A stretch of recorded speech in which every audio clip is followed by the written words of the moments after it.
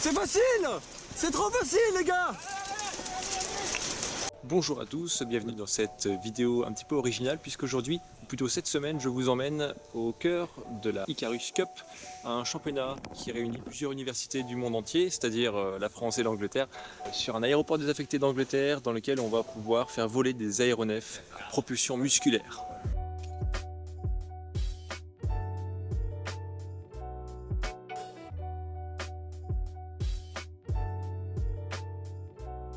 En fait, là, derrière moi, c'est le Dash, c'est l'avion français qui a été développé en collaboration avec un Américain qui s'appelle Alec Proudfoot et qui a développé du coup une machine qui est beaucoup plus grande que les autres et qui a certaines caractéristiques particulières.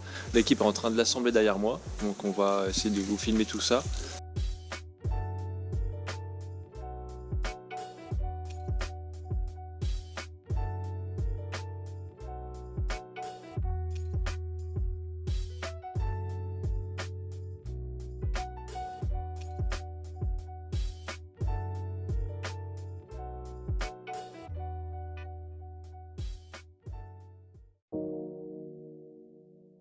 Hello, deuxième journée sur place, il est 4h30 du matin, alors ici avec le décalage horaire et puis le soleil d'été, il fait le jour vachement tôt. Je ne suis pas pilote dans l'ordre prioritaire, c'est-à-dire qu'il y a déjà Alec Proudfoot qui est le concepteur et puis d'autres personnes qui sont venues avec lui, qui connaissent déjà la machine, qui vont faire les premiers vols pour pouvoir la mettre au point, valider l'assemblage, etc. Et puis ensuite, Dieu voulant, je serai dans la liste qui suivra. Yeah, start rotating slightly. No, yeah, it's not. Okay, never mind. Go straight. Go straight.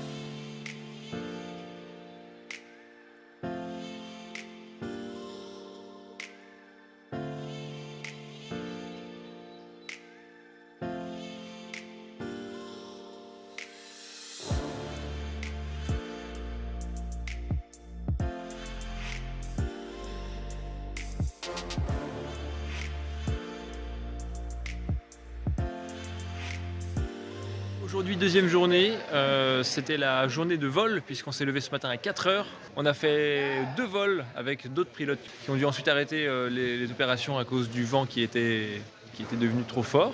On a attendu toute la journée et on a recommencé ce soir à 20h. Et là, les autres pilotes de l'équipe ont pu passer. En gros, c'était mon tour juste au dernier moment et en fait, l'avant-dernier pilote a eu un souci technique sur la transmission qui commençait à sauter. La nuit tombe, vous voyez, c'est déjà quasiment noir. Et en fait, du coup, c'était pas plus mal pour moi parce que maintenant, j'ai tout mon temps pour régler le siège à ma taille, pour bien préparer, régler tous les petits problèmes là pour les rendre beaucoup plus fiables. Et en fait, demain, je suis, à la prochaine occasion, je serai le pilote à aller sur la machine. Du coup, j'aurai le temps de m'échauffer en avance. En gros, rien n'est fait dans la hâte et c'est pas plus mal pour moi. Du coup, on croise les doigts pour qu'un prochain créneau météo soit favorable. Demain matin, peu de chance. Demain soir, peut-être. Et vendredi, ce serait mieux a priori. Donc on verra tout ça.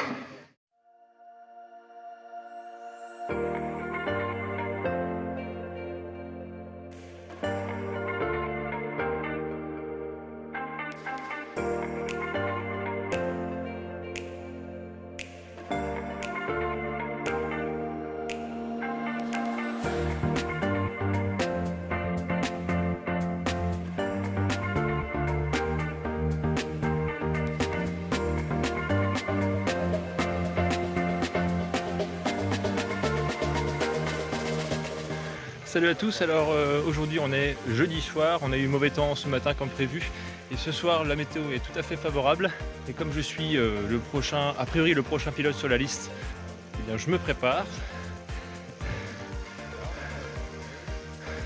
Je suis pas trop habitué à pédaler dans cette position.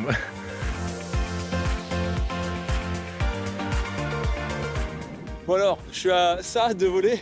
Hein, la pilote précédente a juste cassé le joystick qui nous permet de commander accessoirement l'avion. Du coup, j'attends et le créneau météo est bon en tout cas. Voilà. Qu'est-ce que vous en pensez, messieurs les experts? Très bon. Très bon, un créneau météo, vent stable, voilà, et joystick. Voilà. Et puis là, le sens de décollage est plutôt favorable. On peut voler. Enfin, les autres ont montré qu'on pouvait voler longtemps, donc il n'y a pas de raison qu'on ne puisse pas nous-mêmes. Alors, techniquement, je peux piloter comme ça. Mais c'est un petit peu. Enfin, disons. On va voir.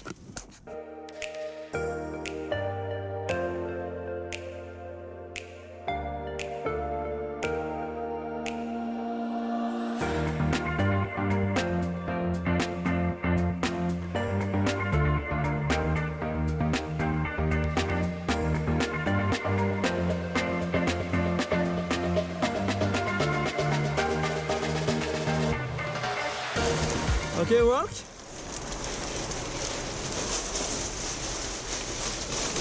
Run.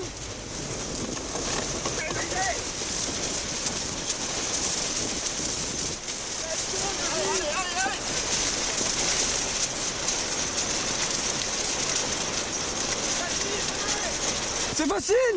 C'est trop facile, les gars.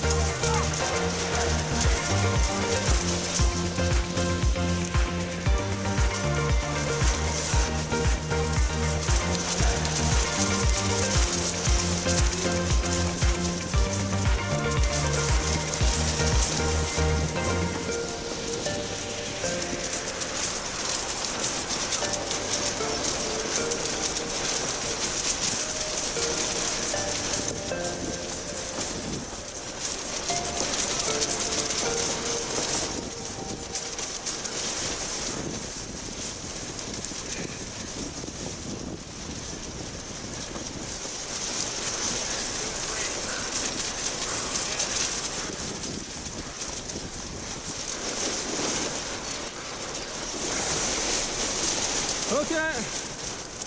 Woo. Alors ça y est, ça a volé 1 minute 18. Effort à fournir beaucoup plus léger que ce que j'imaginais. Je voyais tout le monde après des vols de quelques dizaines de secondes atterrir et complètement essoufflé et tout. Et là, franchement, c'était plutôt, je dirais quelque chose comme 200-250 watts à maintenir pour le palier. Après voilà, moi je pèse pas trop lourd, donc c'est peut-être aussi un avantage.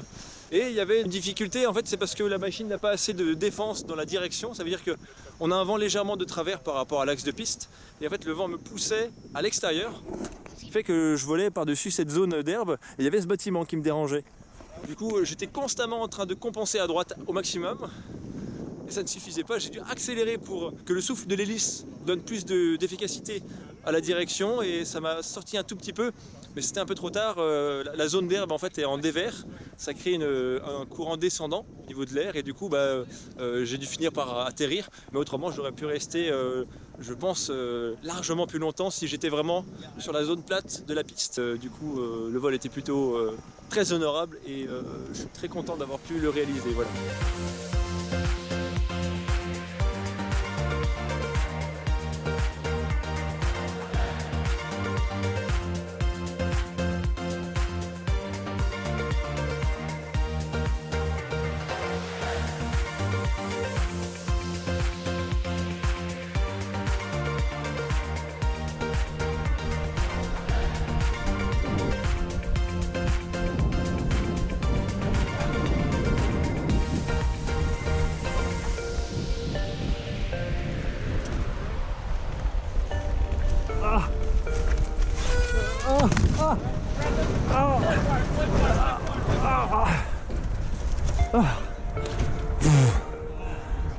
L'autre elle n'a pas été prise, du coup elle a monté.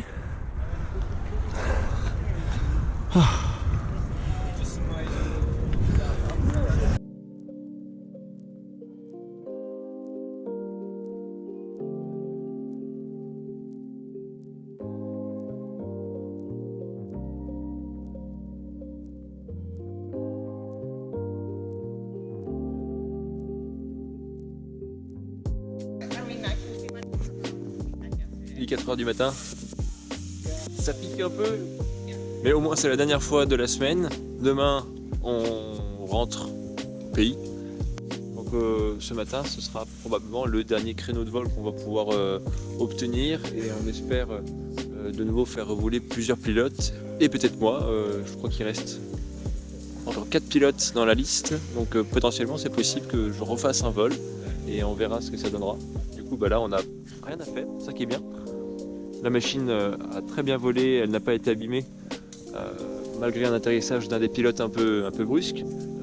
Tout va très bien, donc on a juste à la remettre en état, en condition de vol, et à attendre le briefing qui va pouvoir valider la suite.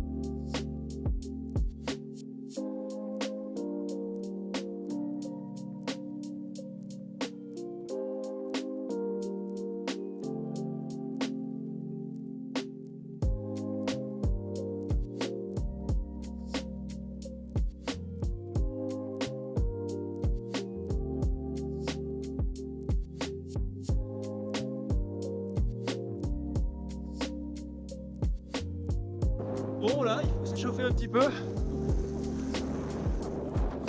La météo est parfaite, le soleil se lève derrière moi. Et là du coup on est allé tout à fait au bout de la piste qui fait 2 km 700. Pensez à vous abonner à la chaîne, c'est important. Alors pourquoi parce que déjà il y aura d'autres vidéos un peu comme celle-ci qui risquent d'arriver dans les mois à venir, voilà. Hein.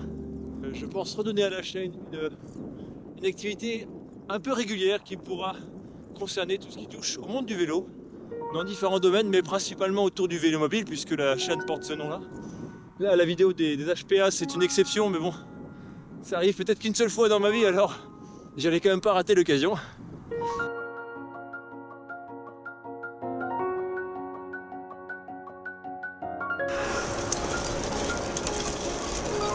Ready? Yeah.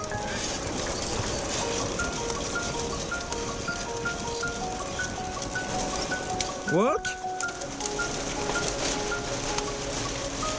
Run.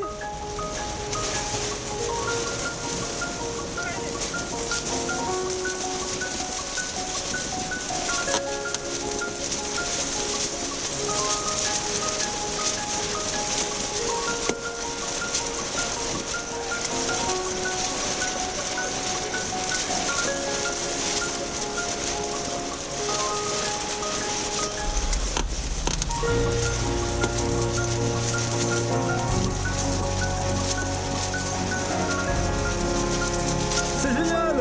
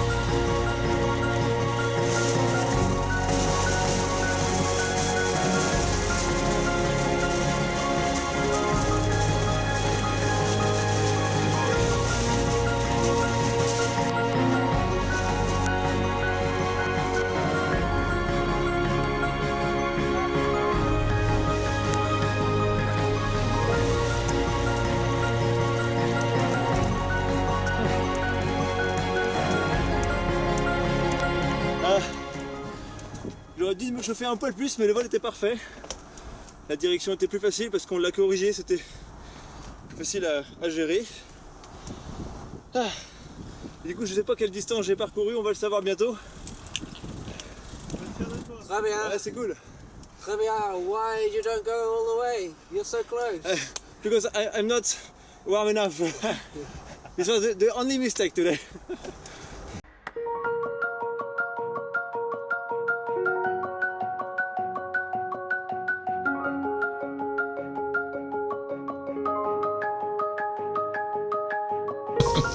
Alors David, c'est toi qui es aux commandes de ce projet.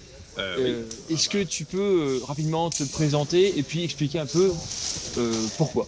Alors pourquoi? Ouais, c'est vrai que c'est toujours la question. Pourquoi? Quand on voit ce genre de machine, on se dit pourquoi est-ce qu'on se lance dans un truc pareil? C'est pas possible. Alors le projet, en fait, comment dire? Bon, on a tous notre petite marotte, et moi, une des marottes, c'était la consommation d'énergie. En gros, quoi. Voilà. Donc il y a 10 ans, je me suis dit qu'est-ce qu'on peut faire pour consommer moins d'énergie. Évidemment, le côté vélo arrive très rapidement quand on imagine ça pour le transport. Je suis enseignant chercheur, bon, ce qu'on appelle maître de conférence, à l'université de Bordeaux et donc à l'Institut Evering. Et l'Institut Evering qui est l'institut de maintenance aéronautique qui est sur le campus de Bordeaux. Et puis là, donc on s'occupe du transport aérien, donc la maintenance transport aérien. Et il se trouve qu'à ce moment-là, vers les années 2000, entre 2010 et 2012, reprenait la compétition Carlos Cup, celle-ci, hein, sur les avions. Et donc, ça a démarré. Et puis je trouvais ce mode intéressant, alors pour plusieurs choses, parce que d'abord, c'est un projet étudiant. L'idée, c'était d'en faire un projet étudiant. Deux, je me rendais compte que les Français avaient disparu complètement de ce type de machines depuis plusieurs dizaines, voire pas un siècle, mais il y a eu très peu de machines où c'était très confidentiel. En fait, en creusant, on finit par découvrir 2-3 trucs. Et puis, comme support, ça pouvait être sympa parce que, en fait, il faut voler avec, alors c'est la phrase qu'on sort souvent, c'est il faut voler avec moins de la puissance qu'on consomme le matin quand on fait son travail.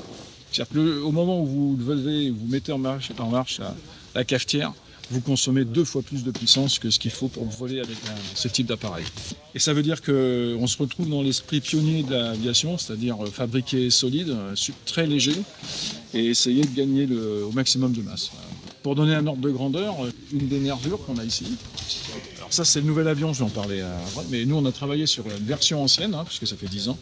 Sur la première version, en fait, sur ces nervures-là, ce qu'on a gagné, c'est 10 grammes. On gagnait 10 grammes par nervure. Mais si on compte le nombre de nervures au total qu'il y a sur une aile, il peut y avoir à peu près une centaine de nervures. Et là, voilà, on commence à gagner nos 1000 grammes. Donc, s'il commence à compter, et 1 kilo, tu sais ce que c'est, ça représente... alors j'ai plus en tête, mais ça représente plusieurs watts de consommation. Donc voilà ce qu'on gagne petit à petit.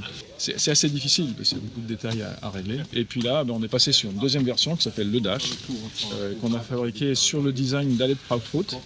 Et qui fait, on a pesé la dernière fois 55 kilos, quoi, grosso modo, 55 avec le matériel électronique à bord. Ok, voilà, tout compte 55 kilos. Donc c'est vrai que c'est là encore très léger. On a gagné 10 kilos, mais pour gagner 10 kilos, c'est un design qu'on ne possédait pas, honnêtement. Donc on a pas mal appris avec ce qu'Alec nous a donné. Et puis la fabrication de ce type d'engin, ça nous a pris 4 ans, quoi. Donc les étudiants comprennent, ressentent ce que c'est que de travailler pour faire un avion aussi léger. Et c'est tout cet environnement qui fait qu'effectivement on se lance dans ce projet. Mais je ne suis pas tout seul, hein. Il y a du monde avec moi. Ouais. Et cette semaine, comment tu conclus sur ce qui a été réalisé? C'est une super semaine. En fait, l'objectif qu'on s'était fixé, parce qu'on a plusieurs étapes, notre premier avion, on ne l'a pas accompagné jusqu'au bout. On n'a fait que des bonds de 3 secondes. Pourquoi? Parce que par exemple le renvoi d'angle, qui est une pièce maîtresse, a été cassé, parce qu'il n'était pas assez solide, parce que les liens sur l'hélice, les pales d'hélice, le design était là encore un peu trop léger, il y a eu des problèmes de colle, etc. Donc on résout tous ces problèmes les uns après les autres, mais ça nous prend du retard parce que les sessions de vol sont relativement rares. On peut avoir, faut réorganiser ça. C'est toute une organisation de faire une session de vol. On ne va pas juste sur tarmac, il faut l'abri pour pouvoir abriter l'avion, il faut pouvoir déplacer l'avion, il faut pouvoir avoir l'équipe pour monter l'avion, l'équipe pour accompagner l'avion sur le tarmac, comme tu le sais, c'est-à-dire qu'il faut au moins être un minimum de 6 personnes, c'est le minimum qu'il faille être. pour pouvoir faire une session. Et donc 6 personnes que vous levez à 4 heures du matin, qui vont faire les sessions de vol et qui après vont aller travailler parce que forcément c'est en plus du boulot ou c'est pendant les vacances et qui reviennent, enfin bon bref, c'est difficile, donc il vous faut parfois 2 équipes, donc il vous faut au minimum 12 personnes pour pouvoir manager ça. Ici c'est le nombre qu'on est finalement, 12. Et pourtant les 12 ont été occupés tout le temps, quoi, tout le temps avec les pilotes. Voilà. Et puis cette étape-là qu'on a fait en parallèle et puis après sur laquelle on s'est focalisé à la fin parce qu'on voulait avoir l'objectif pour cette année, c'était d'avoir un avion qui vole vraiment beaucoup plus longtemps. Et c'est ce qui a été fait finalement, parce que on a eu des vols de plus d'une minute, voire jusqu'à une minute, plus d'une minute 30, quoi, donc ce qui était déjà pas mal. Il faut continuer. Une 34 précisément. Ah, tu vois, très bien, ouais. C'est toi qui as fait la 1.34, je sais plus. Oui. Ouais, c'est toi. Ouais. Voilà, tu vois, super. Et en plus, c'est ça, c'est qu'on commence à avoir maintenant des gens qui sont intéressés pour piloter, des pilotes français, quoi, parce que s'il y a une équipe américaine, c'est qu'ils ont déjà volé sur ce type d'avion ailleurs. Ça nous intéressait avec Alec de pouvoir progresser avec des pilotes extérieurs pour qu'ils puissent réagir correctement sur l'avion avant qu'il se casse. C'est très fragile un avion comme ça, c'est très fragile. Voilà. Pour conclure, j'ai une question à te poser, David. Est-ce que je dois continuer à faire attention à ma ligne? Ah bah oui. Et sous-entendu, est-ce que j'ai une occasion de revoler peut-être un jour avec? Bien sûr, j'espère bien. Mais toi, d'autres aussi. Mais enfin, tu nous as épaté sur les performances. Alors continue, hein, je déconne pas. Et puis, si, bien sûr. Ouais, c'est vrai que, enfin, comme pour les oiseaux, il faut un poids de vol. Voilà, on considère qu'il faut un poids de vol. Donc moi, j'ai pas le poids de vol du tout. Mais voilà, continue, David, continue. En tout cas, merci de m'avoir accueilli sur ce projet. Moi, c'est un rêve d'enfance, plus ou moins. Ça fait plus ou moins 20 ans que ça rêve inconsciemment dans ma tête. Et aujourd'hui, ça s'est réalisé. Donc, franchement, merci beaucoup pour cette occasion. Alors, je n'ai pas dit, c'est le projet. Ah oui, voilà, c'est l'essentiel. Regarde, voilà. Ça c'est important, voilà. Et bon, t'as les dreams, t'as chez nous. Voilà. Et le dash, quoi. Voilà. Le dash français, bleu, blanc, rouge. Faut pas parce que si on met juste le dash HPA sur internet, on va trouver la version américaine de cette machine. Nous, vous voyez, c'est la classe, c'est le dash. Hein, voilà. Et puis le Bordeaux, parce que on aime bien le vin et on vient de Bordeaux. Voilà. Et puis, alors, petit point technique pour ceux qui s'intéressent à la mécanique. Ça, c'est le siège. C'est en aluminium très léger avec une toile en plastique. Ça brinque-balle un petit peu, mais ça suffit pour l'usage qu'on en a. On a une poutre en carbone en bas. En fait, elle fait une triangulation. On la voit, elle va jusqu'à l'arrière. Et après, là, on a une autre poutre qui fait un autre triangle pour que ce soit vraiment très, très rigide. Ici, on a le pédalier qui est dans une pièce en carbone. Comme ça fait un seul bloc. C'est le plus rigide possible. En bas, on a une petite roulette. Ça, c'est la roulette numéro 1, c'est la plus petite. Et on a la principale qui se trouve juste derrière. On l'aperçoit juste ici, là. Celle-ci, elle est amortie parce que c'est elle qui supporte tout le poids de la machine. Ensuite, on a évidemment donc, le pédalier qui va entraîner donc, par une chaîne qu'on distingue un peu par ici. Là, il y a du plastique partout, c'est pas évident à filmer. Et cette chaîne, en fait, donc là, elle est dans un plan longitudinal par rapport à la machine. Et là, en fait, elle vient se twister. La longueur permettant cette possibilité pour aller dans le plan transversal et du coup actionner directement l'arbre qui est connecté à l'hélice. Là, elle est démontée parce que l'hélice est très encombrante, elle fait quasiment 4 mètres d'envergure. Ensuite, on a les commandes. Alors sur cette machine, j'ai dû le dire dans la vidéo déjà, que les commandes sont transmises électriquement vers l'arrière. Donc ici, il y a un module central qui est une radio de modélisme. Et en fait, de cette radio, ils ont rebranché un bout de câble qui emmène vers un joystick, alors qui s'est cassé pendant l'un des vols. Du coup, on pilotait comme ça, à bout de doigt. Voilà, moi mes 2 vols ont été réalisés avec cette contrainte. Ça n'a pas empêché le vol, mais c'est vrai que ça pouvait perturber un tout petit peu la concentration du pilote. Ça, c'est des trims. Ça, techniquement, pour les vols un peu plus longs, si on n'aura pas eu trop de soucis avec le joystick, les trims permettaient de trouver la position optimale pour avoir un vol régulier. Ensuite, ici, là, on aperçoit un gros bloc en polystyrène. Et en fait, si je fais le tour par l'extérieur, il passe à l'intérieur ici et il ressort là. Et en fait, c'est une prise d'air qui est plus ou moins dans l'axe du souffle de l'hélice, ce qui permet d'avoir une ventilation. Alors, pour les vols qu'on a fait, c'était pas nécessairement utile, mais bon, c'est très léger, donc autant que ça reste en place. Par contre, pour des vols plus longs, des vols de plus de 5 minutes par exemple, ça le sera parce que le pilote a besoin d'avoir une ventilation, de pouvoir respirer. Parce qu'à l'intérieur, mine de rien, là, sous plastique, ça chauffe. S'il y a un peu de soleil, ça fait tout de suite effet serre. Et puis, on est dans un environnement un peu confiné, donc c'est bien d'avoir de l'air pour respirer. Donc voilà un petit peu la structure. Autrement, les ailes, on a un longeron principal qui est en tube carbone. Une belle section, là, je dirais 10 cm, ouais, peut-être même plus que 10 cm. Qui va jusqu'au bout, hein. Elle va vraiment jusqu'au bout. Là, le petit câble électrique qu'on aperçoit, c'est juste un capteur de vitesse qui avait été installé en bout d'aile. Et autrement, on a des nervures en polystyrène extrudé, ou voilà. Et puis après, c'est ultra fin. L'entoilage, c'est un équivalent de cellophane de cuisine. Voilà, c'est la fin de cette vidéo. Une très belle aventure que je suis fier d'avoir pu vivre avec une super équipe, une super machine. Et puis, simplement la folie d'imaginer voler à la force de ses propres jambes. Ça, c'est extraordinaire. Je vous dis à très bientôt pour une prochaine vidéo. Pensez à vous abonner à la chaîne, à réagir dans l'espace commentaire. Et alors à très bientôt.